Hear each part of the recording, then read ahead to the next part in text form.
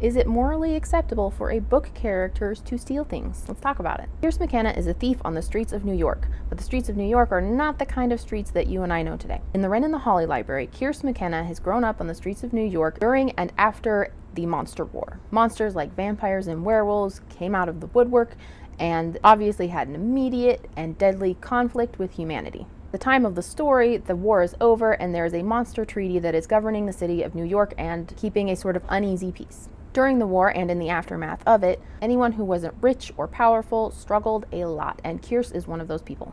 Kierse has survived by stealing. She steals to provide for herself, to provide for her friends, who she considers her family, and in general to just stay alive. And that's why I think she's an important case study for this particular question. In the real world, punishments for thievery have a wide range. You get a slap on the wrist, you get a limb cut off, you get a jail sentence, you pay a fine. There are a whole bunch of different punishments for thievery. These punishments don't exist because every human being in the history of the world has been incredibly materialistic. There's a real reason for it. When you steal something from someone, it's a really personal offense. You're not just stealing the thing. You consider something to be yours because generally you have traded something for it. Now, in modern day, that's usually money. But that money doesn't have importance in and of itself. That money is a representation of work and time and effort that you have put in to earn it. So when you have a physical thing, that thing is a representation of your time, your effort, your skill, things that you have put into it yourself that nobody else can do. So they're not taking just the thing, they are taking your time, your effort, your skill, your labor. They can't take those things directly, but they can take the fruit of that labor. In order for the victim of a theft to then replace that item, they have to perform that labor a second time. In books, our standards around that tend to get a little softer. They're not actually stealing from us. They're stealing from random book characters that aren't real people and therefore don't really care. It doesn't really matter if something wrong is being done to them. But in the vast majority of books, thievery is still portrayed as something that is not good.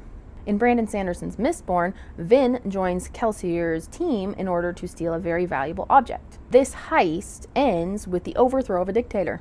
It started out as a very selfish thing and then turned into something that they did for the good of their country. In The Lightning Thief, Percy Jackson is accused of stealing a very powerful weapon from Zeus. Percy didn't actually steal this item, but because somebody did, he has to now prove his innocence in order to stop a war. Zeus isn't portrayed as some sort of incredible victim. He's portrayed as a character who kind of deserves it. He's threatening war over a stolen item. Like, that's a little bit dramatic. But the real villain isn't Zeus. The real villain is the thief. The thief is the reason that all of this happens in the first place. Kierse is different. Like these other characters, Kierse has magic. Unlike these other characters, Kierse's magic needs to be charged by stealing. In the world of the Wren and the Holly library, people who have magic recharge that magic in unique ways. We see characters who recharge by gaining knowledge, by reading books, and by walking through an art museum and evaluating art. This magical recharge is unique to the individual. Kierse's magic is recharged, as I said, by stealing. Early on in the book, she is described as having a wrong smile because she enjoys it so much. So not only does she require it to recharge her magic, she enjoys it. Kierse McKenna is a morally gray character in a number of ways. She does a lot of things that are questionable in this book series. But what is most interesting to me is the moral framework that the author constructs around this character's need to steal. Because of the world that the author has created and because of the way her magic works, she must steal. She has a permission structure for doing something that is wrong in the real world. Now, in the book, it could be said that Kierse is justified in doing what she's doing, because it is a difficult situation. You can choose to steal or you can die. Most people would choose to steal. It's a difficult situation. You either do what you need to survive or you just expire. And as people, we tend to empathize with that. We think, oh, that's so hard. Well, of course you're going to do it. You want to live. And we tend to think, well, it's okay then for her to steal. And in the book, maybe that's true. But that permission framework doesn't just exist in books. It exists in the real world, and we generally consider it to be bad. As an example, have you ever seen the stories of the men who say men weren't made to be monogamous and then cheat on every partner they've ever had? I need to do this, therefore it's okay for me to do it, even if it causes harm to somebody else. It's the same kind of argument. In books, it might be fine. In the real world, it causes real damage. And it's not just true in the context of relationships. It is also true in the context of stealing.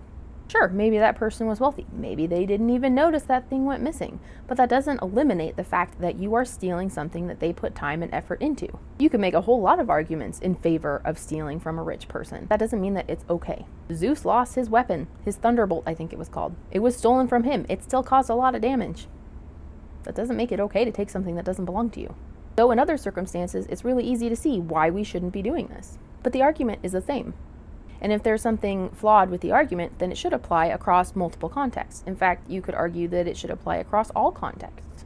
So it's okay and even enjoyable to write or read about morally gray characters, but we all need to be careful that we're not taking these moral frameworks and applying them to the real world.